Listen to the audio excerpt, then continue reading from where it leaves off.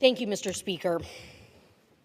Last Thursday, the Jewish community in West Bloomfield, Michigan, narrowly avoided a fatal act of anti-Semitic terrorism. The temple may be burned and battered, but every single life inside Temple Israel, the sacred space, was saved and spared.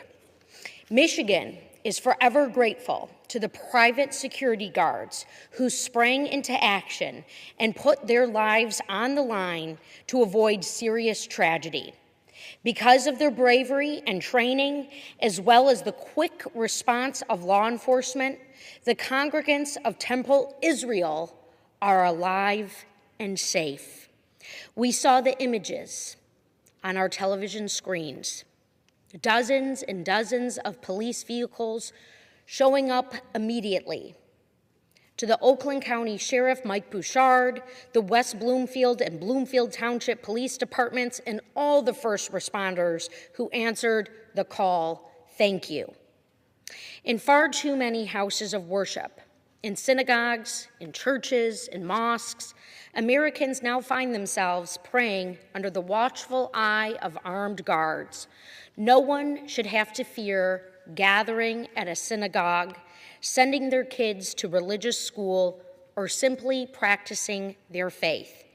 Tragically, this appears to be our new normal.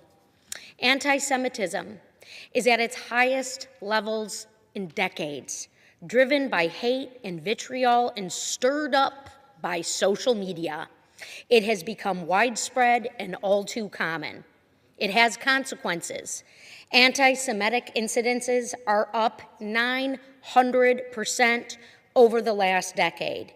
In just 1 year, we've seen deadly attacks in Boulder, Colorado, and Washington, D.C., a temple in Mississippi burned down, America's only Jewish governor and his family victims of arson. America's Jewish community is scared by what this means for them and their place in our society. And it is nothing like when you see this hit your own community.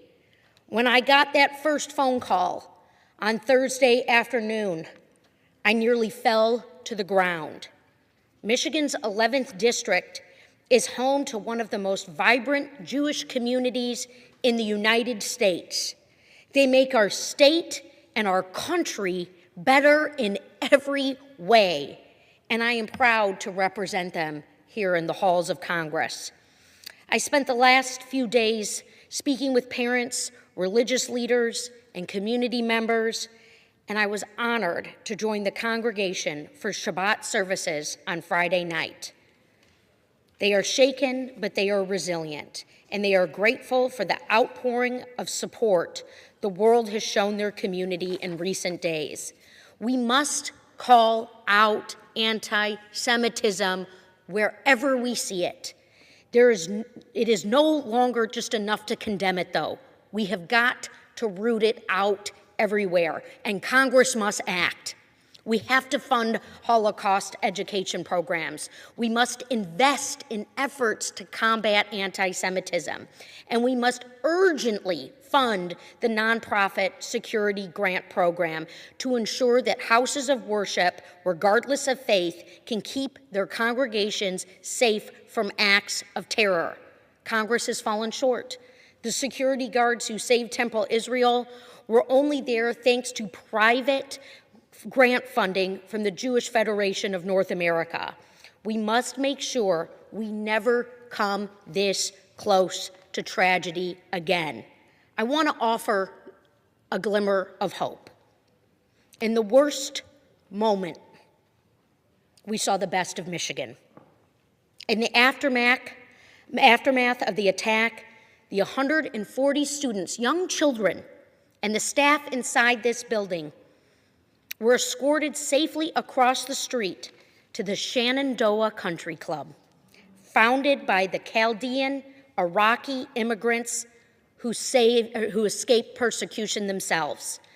In a world of division, lies, and fear, the Chaldeans welcomed their Jewish neighbors with open arms and offered them shelter, food, and safety. They gave the kids coloring books and M&Ms. Chicken tenders and fries were brought out. The parents were given a space to process and call loved ones. Then 24 hours later, this Iraqi Christian country club hosted the whole congregation for Friday night Shabbat services. This is America, and this is Michigan. That selflessness, that patriotism, and the love for thy neighbor makes me so proud to be a Michigander and the Congresswoman for Oakland County. We come together in times like this because that is who we are. Jewish families in Michigan and around the world are rightfully shaken, but they will do what they have done for centuries. They will endure. They will keep going. Temple Israel will reopen. We will rebuild. In Michigan, we write our own story. We will not be defined by one act of extremism. To our Jewish community, be proud of who you are. Know that we see you and we stand with you from the neighborhoods of West Bloomfield to the halls of Congress.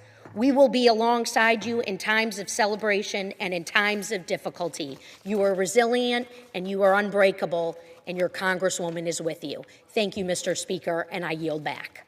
Moments like this underscore a growing reality in America where concerns about safety, identity, and extremism are converging in deeply personal ways.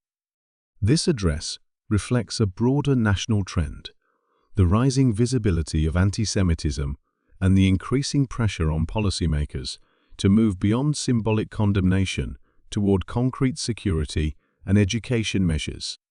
As threats against religious institutions become more frequent, debates in Congress are shifting toward funding priorities, prevention strategies, and how to balance civil liberties with the need for protection. At the same time, the emphasis on interfaith solidarity highlights an important counter-narrative, one where community response becomes a critical line of defense against division and fear.